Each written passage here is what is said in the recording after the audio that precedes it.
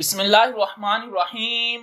अस्सलामुअलैकुम फ्रेंड्स, आज के ताज़ा तरीन रियाल एक्सचेंज रेट के साथ मैं आपकी खिदमत में हाजिर हूँ।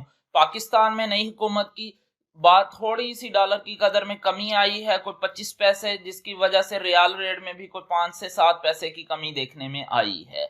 डॉलर रेट इंटरबैंक में 279 रुपये 17 पैसे तक पहुंच चुका है।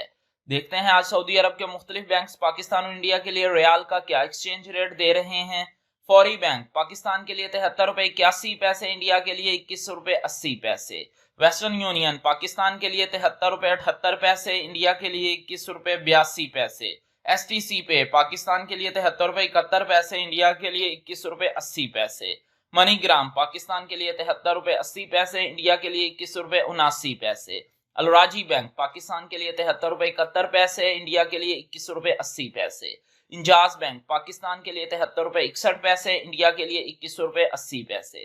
क्विक पे पाकिस्तान के लिए 73 रुपये 80 पैसे 82 पैसे, इंडिया के लिए 21 रुपये 80 पैसे। ANB टेली मनी पाकिस्तान के लिए 73 रुपये 79 पैसे और इंडिया के लिए 21 रुपये 80 पैसे सऊदी रियाल का एक्सचेंज रेट दे रहा है। मिलते हैं इंशाल्लाह अगली वीडियो में। टिल देन अल्लाह हाफिज।